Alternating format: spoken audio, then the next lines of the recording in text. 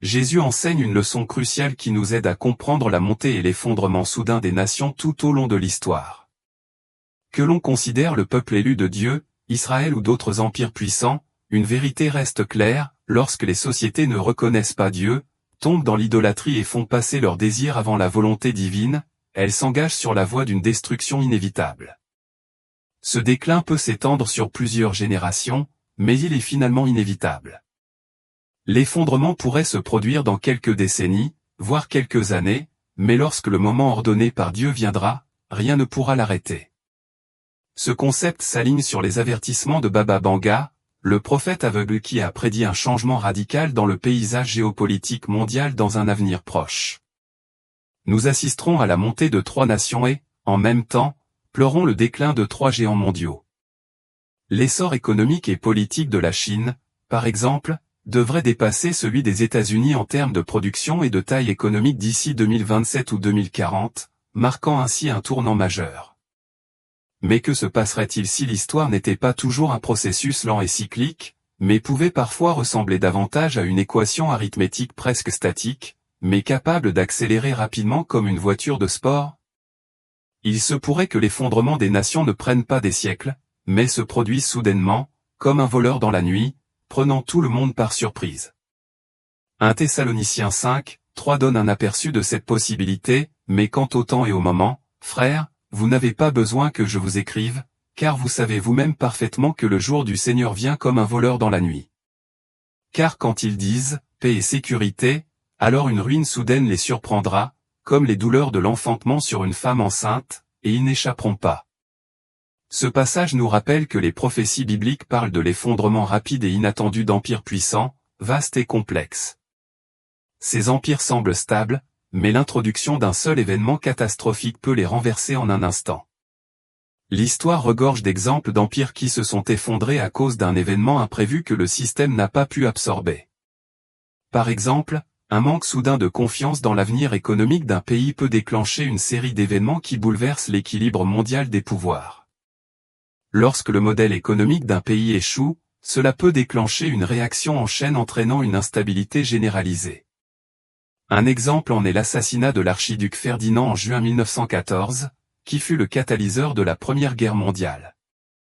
À l'époque, personne ne prévoyait à quelle vitesse la situation deviendrait incontrôlable.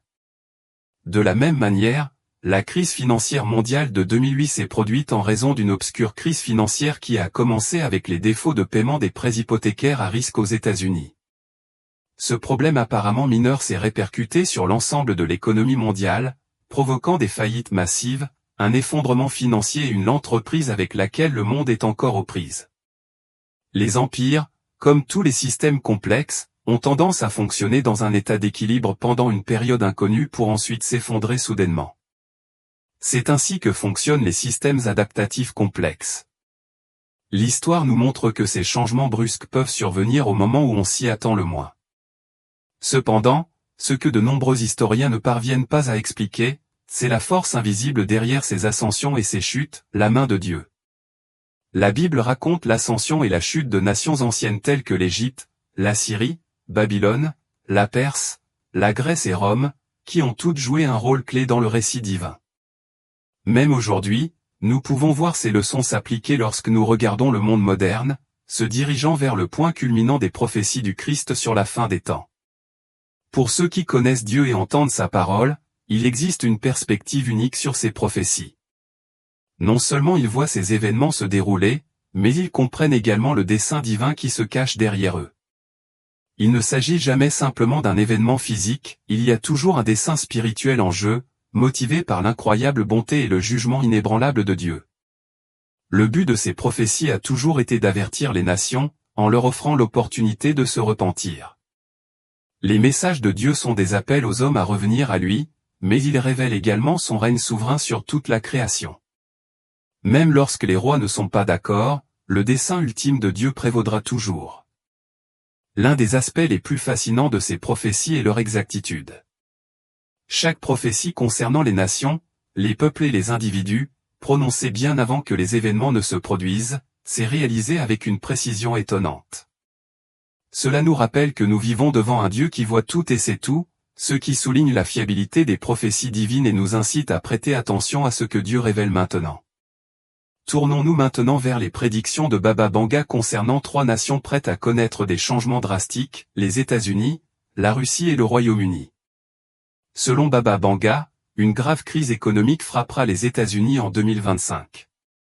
Cet effondrement ébranlera l'économie mondiale, plongera des millions de personnes dans la pauvreté et provoquera une importante instabilité financière. La crise ne se limitera pas aux banques ou aux marchés, cela affectera profondément la vie quotidienne des populations du monde entier.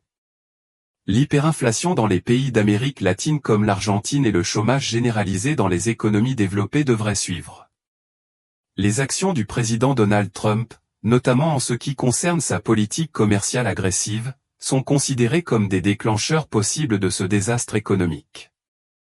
L'imposition de droits de douane élevés par son administration pourrait exacerber les tensions et conduire à une guerre commerciale aux conséquences dévastatrices à l'échelle mondiale.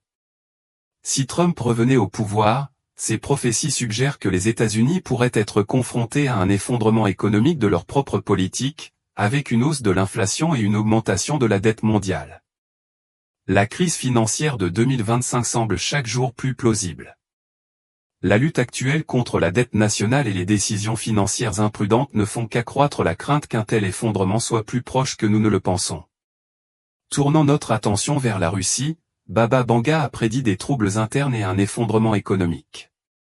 La Russie est depuis longtemps aux prises avec l'instabilité politique et la volatilité économique, mais les avertissements de Vanga laissent entrevoir une crise de leadership et d'éventuelles trahisons au plus haut niveau.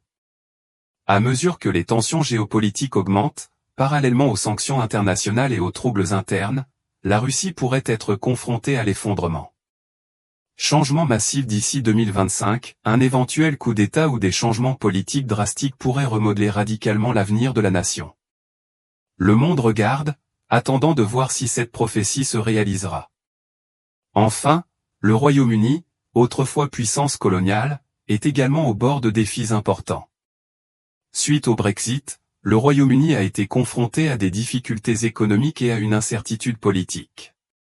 Les prophéties de Baba Vanga semblent indiquer que le pays pourrait être confronté à des difficultés financières dans les années à venir, alors que l'économie britannique continue de montrer des signes de tension. 2025 pourrait marquer le début d'une nouvelle ère d'incertitude et d'instabilité pour le pays.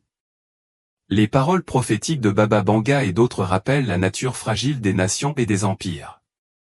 Le monde est en constante évolution et nous devons rester vigilants, conscients des marées changeantes et de la main divine qui les guide.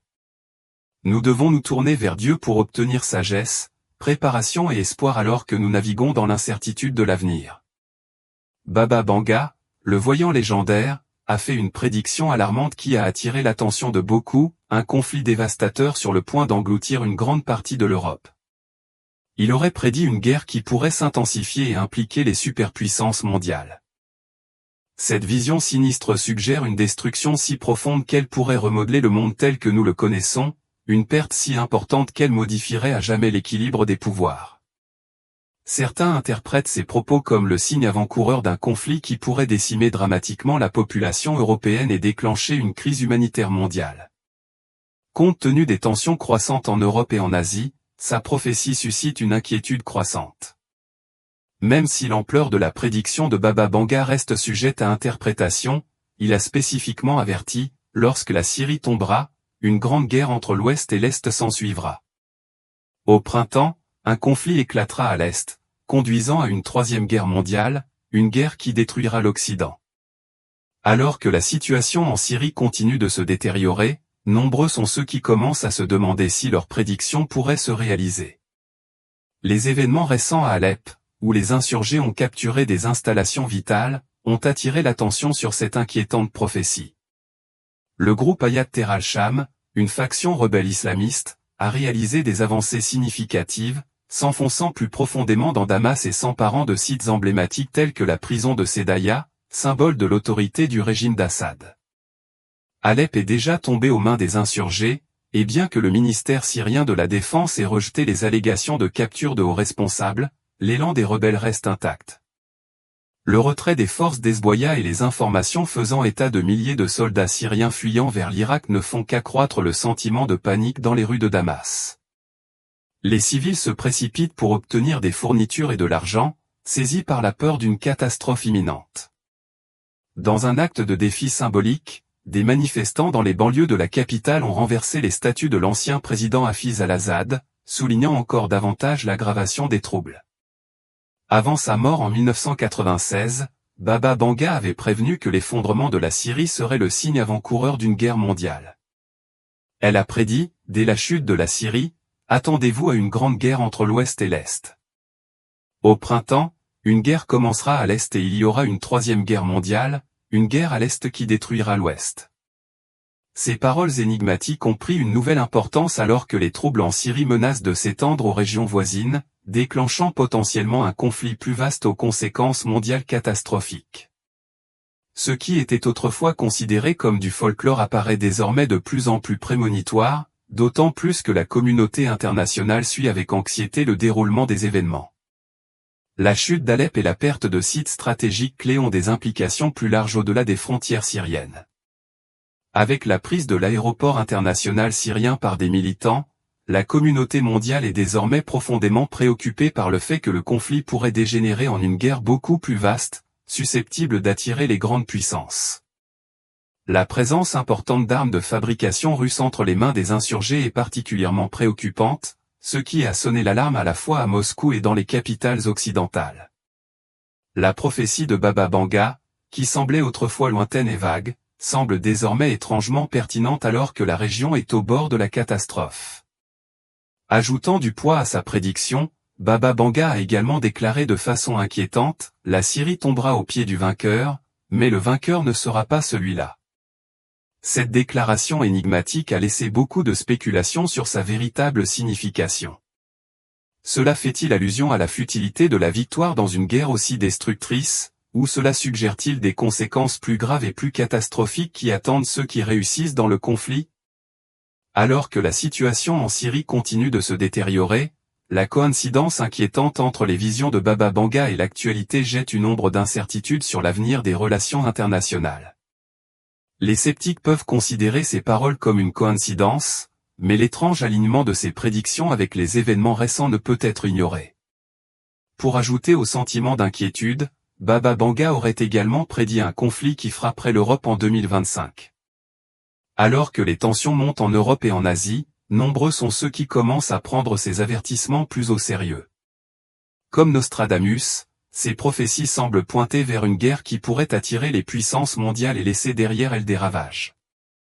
Certains pensent que sa prédiction fait référence à un conflit qui modifierait radicalement la structure du pouvoir mondial, provoquant d'immenses pertes et souffrances. Beaucoup pensent que cette guerre pourrait provoquer un déclin dramatique de la population européenne, déclenchant une crise humanitaire mondiale qui pourrait affecter des millions de personnes. Le climat géopolitique actuel, marqué par une instabilité croissante et des tensions régionales croissantes, amène beaucoup à considérer la prophétie de Baba Banga comme un avertissement effrayant. Bien que la nature précise de ces paroles reste controversée, les inquiétudes croissantes dans le monde d'aujourd'hui font que ces prédictions semblent étrangement pertinentes à mesure que cette tourmente se déroule. Un autre aspect des prédictions de Baba Banga semble se réaliser dans une autre partie du monde, la montée du Brésil. Autrefois pays accablés par l'instabilité économique, les défis politiques et les luttes environnementales, le Brésil apparaît désormais comme une lueur d'espoir à l'approche de 2025. Le Brésil connaît une transformation remarquable, se débarrassant du poids de ses crises passées pour émerger comme un leader mondial en matière de développement durable. Avec ses vastes forêts tropicales et ses vastes réseaux fluviaux, le Brésil occupe une position unique pour révolutionner le secteur énergétique mondial. L'hydroélectricité réalise des progrès révolutionnaires dans les énergies solaires et éoliennes. L'engagement du Brésil en faveur de l'innovation en matière d'énergie renouvelable remodèle son avenir, avec des implications mondiales pour la lutte contre le changement climatique. Leur vision d'un avenir durable ne se limite pas à l'énergie, mais s'étend à la résilience économique, à la gestion écologique et au leadership sur la scène mondiale. Les efforts du Brésil pour créer des infrastructures vertes, développer une planification urbaine verte et protéger ses précieux écosystèmes lui valent rapidement une reconnaissance internationale. Outre ses efforts environnementaux, l'influence du Brésil dans le commerce mondial, l'agriculture et la technologie ne cessent de croître. Grâce à ces progrès, le monde commence à reconnaître le Brésil comme un leader émerge dans la lutte mondiale en faveur du développement durable. Serait-ce là l'accomplissement de la vision prophétique de Baba Vanga d'une nation qui s'élève pour devenir le leader mondial en matière de durabilité? À mesure que la transformation du Brésil se poursuit, le monde suivra de près cette évolution. La prochaine nation que Baba Vanga aurait prédit qu'elle prendrait de l'importance est la Turquie, un pays dont la position géographique unique au carrefour de l'Europe, de l'Asie et du Moyen-Orient en a fait un acteur central de la géopolitique mondiale. La situation stratégique de la Turquie, en particulier le détroit du Bosphore, qui contrôle une route commerciale maritime cruciale, en a fait un acteur clé du commerce et de la diplomatie mondiale, puisque près de 10% du commerce mondial passe par ce passage étroit. Le contrôle exercé par la Turquie sur ce pays accroît son importance sur la scène mondiale. Ces dernières années, la Turquie a pris des mesures audacieuses pour remodeler son économie, renforcer ses capacités militaires et étendre son influence mondiale. Le pays a investi massivement dans les infrastructures, la défense et la technologie, se positionnant comme une puissance autosuffisante. Le rôle de médiateur de la Turquie dans les conflits au Moyen-Orient et en Europe de l'Est a consolidé son statut d'acteur diplomatique clé. Alors que son industrie de défense en pleine croissance, ses technologies militaires locales et ses progrès dans la guerre contre le terrorisme en ont fait une force formidable dans la guerre moderne. La diversification économique de la Turquie et sa présence croissante dans les énergies renouvelables et les partenariats commerciaux soulignent encore davantage sa détermination à assurer un avenir dominant. Avec sa force militaire, son agilité diplomatique et son ambition économique, la Turquie se trouve à la croisée des chemins. Allez-vous faire face à des défis internes et externes ou atteindre des sommets sans précédent? Le monde regarde la Turquie se positionner pour une nouvelle ère de notoriété mondiale. Les visions de Baba Vanga sur la montée des nations puissantes ne se limitent pas à la Turquie et au Brésil. Il a également prédit l'essor de l'Inde, une nation prête à défier la domination occidentale, non seulement par sa richesse, mais aussi par ses progrès technologiques, son influence culturelle et son leadership mondial. La croissance économique de l'Inde a été extraordinaire et, d'ici 2025, elle pourrait dépasser celle de l'Allemagne et du Japon, devenant ainsi la troisième économie mondiale. Cette expansion économique est portée par une main-d'œuvre en plein essor, une économie numérique florissante et des partenariats mondiaux croissants. L'Inde est également en train de devenir un leader en matière d'innovation technologique, notamment dans les domaines de l'intelligence artificielle, de l'exploration spatiale et des énergies renouvelables. Ces avancées en matière de technologie de défense et ses missions spatiales ambitieuses le placent à l'avant-garde de l'exploration spatiale mondiale. Dans le même temps, l'impact culturel de l'Inde s'accroît. La portée mondiale de Bollywood et la diffusion des traditions indiennes telles que le yoga et la cuisine influencent les sociétés du monde entier. Avec sa croissance rapide et son influence croissante, l'Inde semble réaliser la prophétie de devenir une force dominante pour façonner l'avenir. L'Inde pourrait-elle être la superpuissance orientale que Baba Vanga prévoyait? Seul le temps nous le dira, mais les signes sont clairs, l'Inde est en passe de changer le paysage mondial. À une époque de profonds changements, les paroles de Jésus-Christ résonnent profondément. Alors que nous traversons des temps incertains, son avertissement dans Luc 21, 34 à 35 nous rappelle d'être vigilants et conscients du monde qui nous entoure. Mais prenez garde à vous-même, afin que vos cœurs ne s'alourdissent pas par l'ivresse et les soucis de cette vie, et que ce jour ne vienne sur vous soudainement, car il viendra comme un piège pour tous les habitants de la face de la terre entière. Les prochains jours pourraient apporter des changements importants qui en surprendront plus d'un. Serons-nous préparés? Seul le temps nous le dira. Une fois de plus, cela nous rappelle la profonde vérité selon laquelle les événements peuvent se dérouler rapidement et de manière inattendue, comme un voleur dans la nuit. Les systèmes qui construisent les nations déterminent en fin de compte leur destin.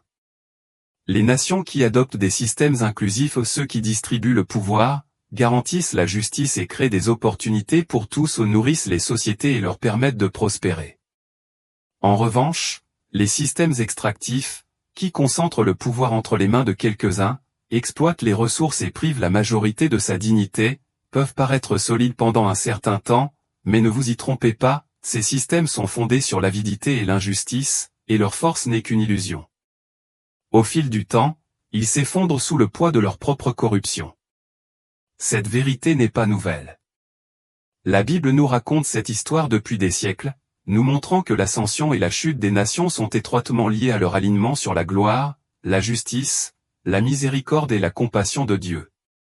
Lorsque ces principes guident une société, elle s'épanouit.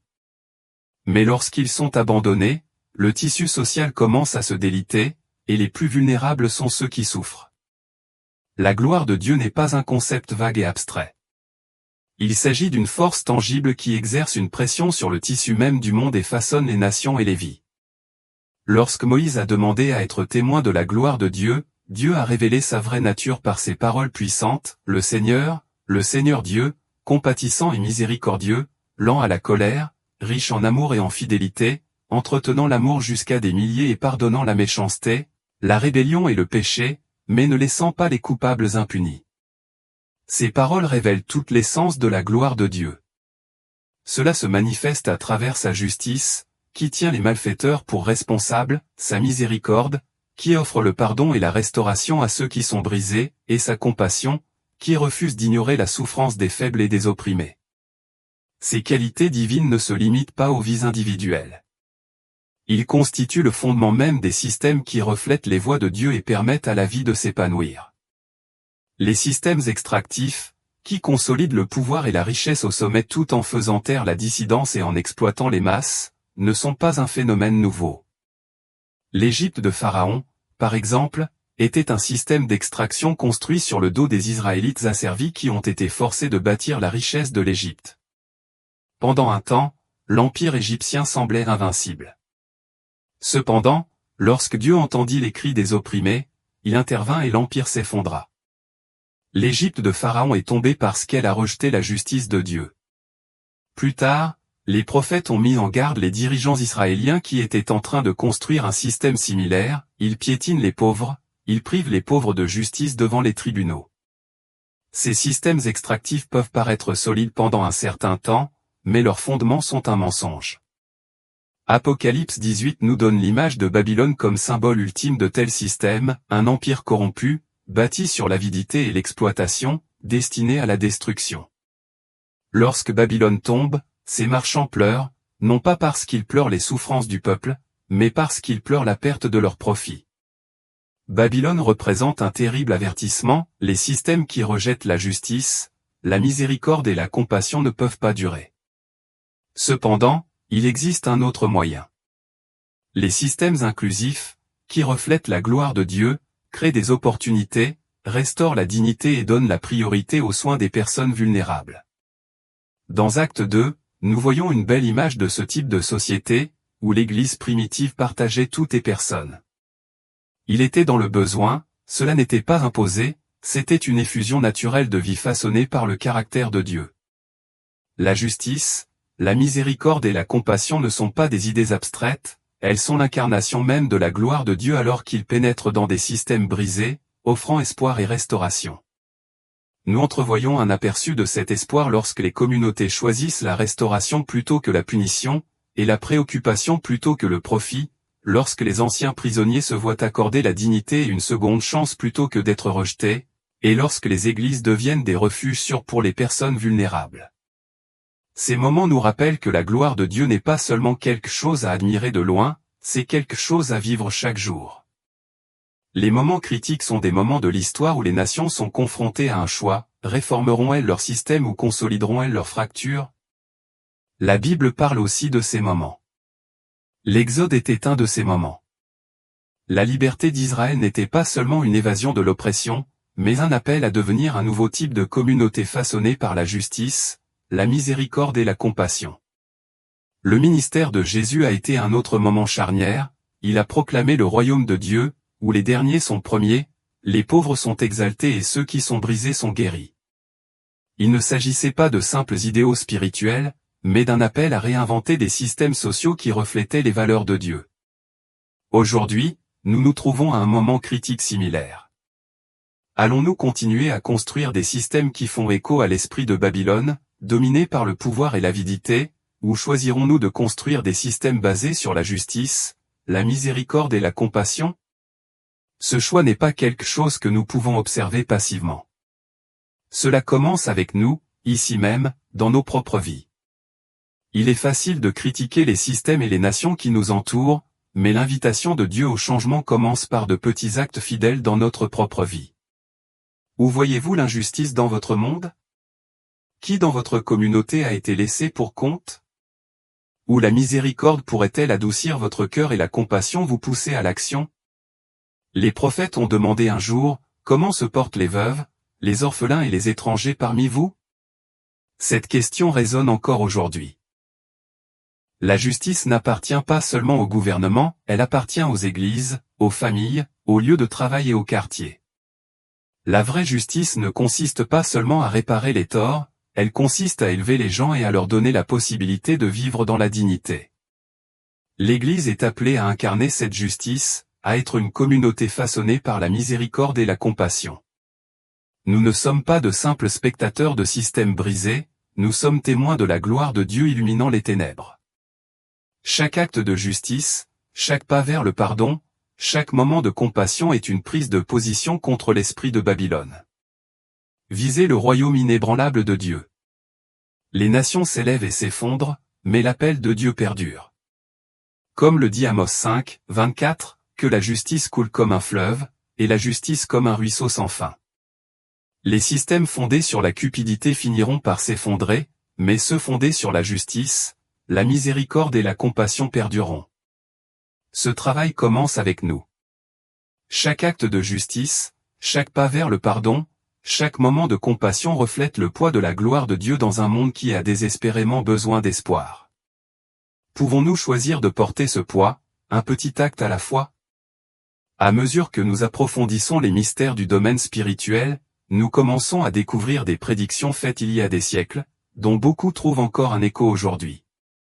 Deux des prophètes les plus célèbres de l'humanité, Nostradamus et Baba Vanga, nous ont laissé des prophéties qui semblent étrangement pertinentes pour notre époque. Bien qu'ils aient vécu à des époques différentes, leurs visions audacieuses de l'avenir continuent de captiver notre imagination. Ces prophéties s'alignent de façon frappante sur les avertissements donnés dans l'Apocalypse, particulièrement concernant le retour du Christ. Se pourrait-il que Jésus vienne dans la gloire pour sauver l'humanité? Ensemble, explorons les prédictions faites par Nostradamus et Vanga, en cherchant des réponses à notre crise actuelle, une crise qui semble réaliser les prédictions de la Bible sur la montée et la chute des nations. La première prédiction partagée par ces prophètes se concentre sur le contraste saisissant dans l'avenir de deux nations puissantes, souvent appelées les géants du monde. Au milieu du conflit en cours entre l'Ukraine et la Russie, Baba Vanga prévoyait de nouveaux troubles en Europe continentale. Ces visions sont censées prédire l'éclatement d'un conflit en 2025 qui pourrait affecter une grande partie de l'Europe. Leurs avertissements font état d'une guerre qui pourrait dégénérer et impliquer des puissances mondiales, avec le potentiel de modifier radicalement l'équilibre des pouvoirs et de provoquer d'immenses destructions.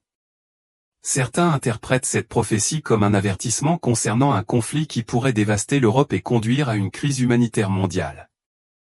Les tensions actuelles en Europe et en Asie ont amené de nombreuses personnes à prendre cette prédiction au sérieux, même si l'ampleur de cette prophétie est encore débattue.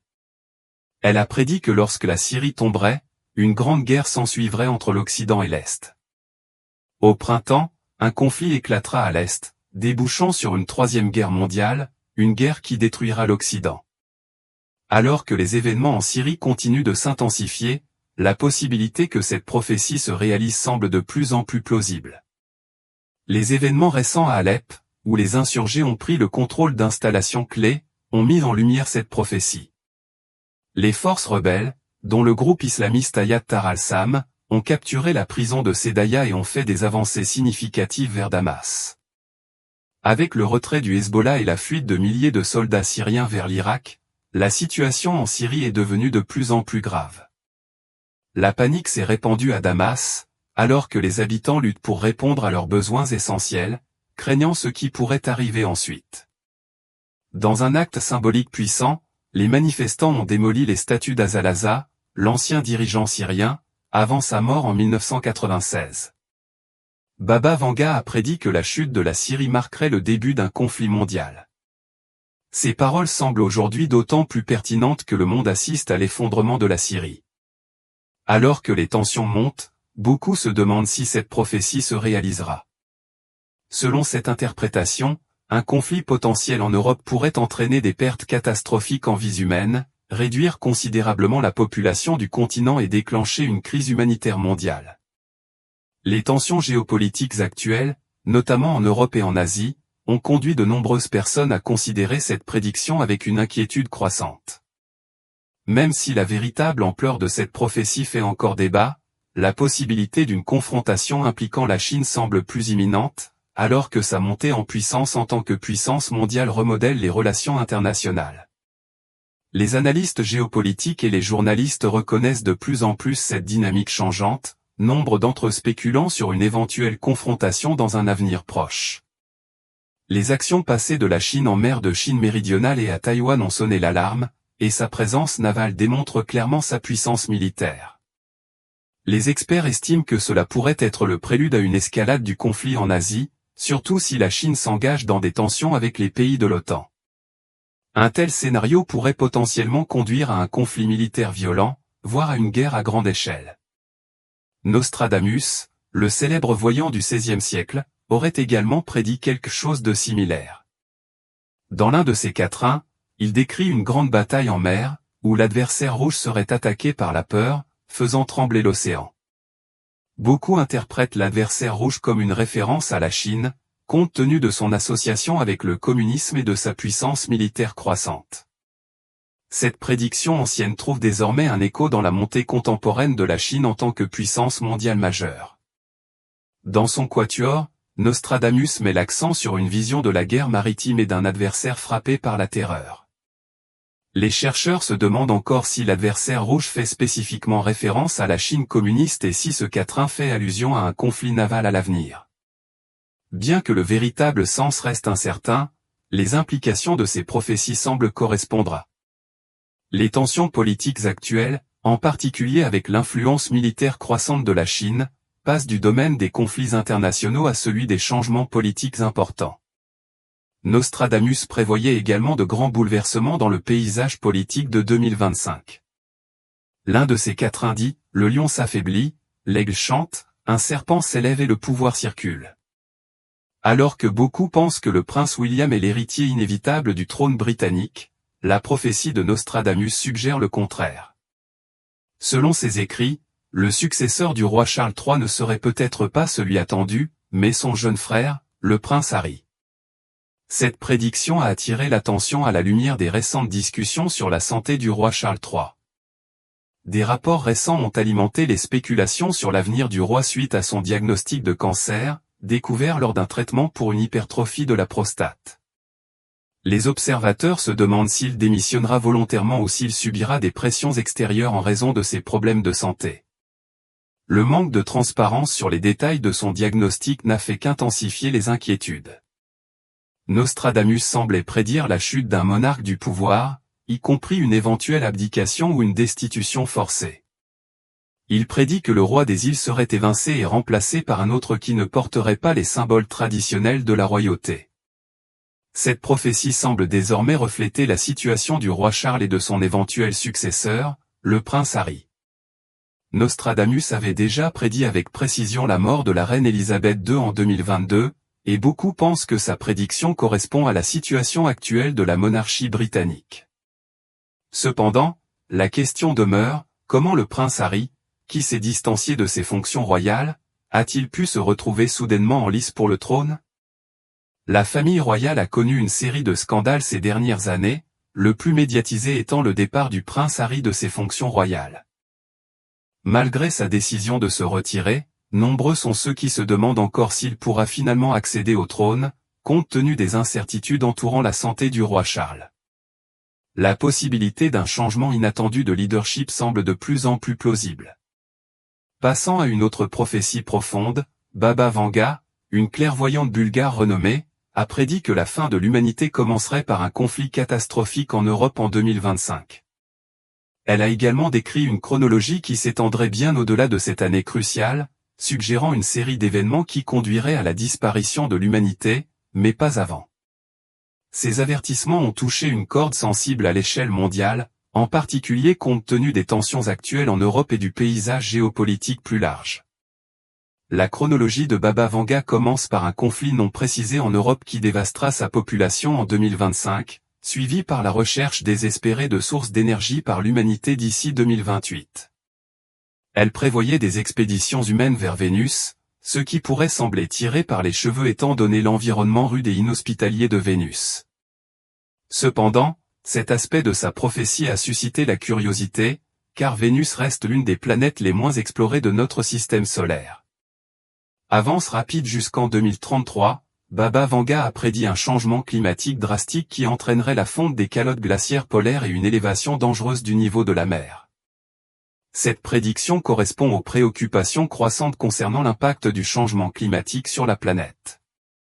Puis, en 2076, il prévoyait une résurgence du communisme qui se propagerait à l'échelle mondiale, reflétant les thèmes de bouleversement géopolitique prédominants dans les discussions actuelles sur l'avenir. Plus tard, les prédictions de Baba Vanga deviennent encore plus remarquables. On s'attend à ce que d'ici 2130, l'humanité entre en contact avec la vie extraterrestre. D'ici 2170, le changement climatique aura atteint des niveaux catastrophiques et une sécheresse mondiale se propagera à travers la Terre. Baba Vanga avait également prévu la colonisation de Mars par l'humanité, avec le déclenchement d'un conflit interplanétaire en 3797. À terme, la Terre ne sera plus en mesure de supporter la vie, obligeant les humains à partir vers de nouvelles frontières. Malgré ces prédictions frappantes, nombreux sont ceux qui remettent en question la véracité des prophéties de Baba Vanga. Bien que son héritage reste fermement ancré dans la culture populaire, les origines exactes de ces prédictions restent entourées de mystères. Sans documents écrits, il est difficile d'évaluer si ces prédictions étaient authentiques et, si elles l'étaient, si elles se réaliseraient. Dans un tout autre registre, beaucoup pensent que l'apparition de l'Antéchrist marque les derniers jours, un thème repris par Nostradamus, qui a prédit l'arrivée d'un troisième Antéchrist après l'héritage tumultueux de Napoléon et d'Hitler. On dit que le troisième Antéchrist provoquera l'apocalypse. Les spéculations vont bon train sur l'identité de cette figure, des noms comme Donald Trump, Joe Biden et le roi Charles étant des candidats potentiels. Cependant, la véritable identité reste insaisissable, laissant les gens se demander qui pourrait être cette figure puissante et malveillante. Alors que nous sommes aux prises avec ces prophéties, nous nous retrouvons pris dans une bataille spirituelle entre les forces du bien et du mal. Beaucoup pensent que la présence de l'Antéchrist signale le retour imminent du Christ et la destruction définitive du mal. Les Écritures nous rappellent que le véritable Antichrist se lèvera à la fin des temps, et qu'il exercera un grand pouvoir et une influence maléfique sur l'humanité. Dans le domaine technologique, Nostradamus et Baba Vanga prédisent des avancées notables dans un avenir proche, notamment en 2025. Ces avancées pourraient révolutionner des secteurs tels que la médecine, les transports et les communications. Cependant, l'une des prophéties les plus inquiétantes de Nostradamus concerne l'essor de l'intelligence artificielle. Il a prédit que l'IA créée par l'humanité finirait par se rebeller contre ses créateurs. Dans l'un de ses quatrains, il décrit un avenir marqué par les combats, les batailles navales, les bombardements et un soulèvement mondial d'intelligence supérieure, annonçant une époque où l'IA pourrait défier l'autorité humaine. Ces prophéties, qu'elles soient basées sur des personnages historiques comme Nostradamus et Baba Vanga, ou ancrées dans les tensions géopolitiques actuelles, offrent un aperçu qui donne à réfléchir sur ce que l'avenir nous réserve. Alors que nous sommes confrontés à ces temps incertains, il est clair que le monde est au bord de grandes transformations, certaines pleines d'espoir, d'autres inquiétantes.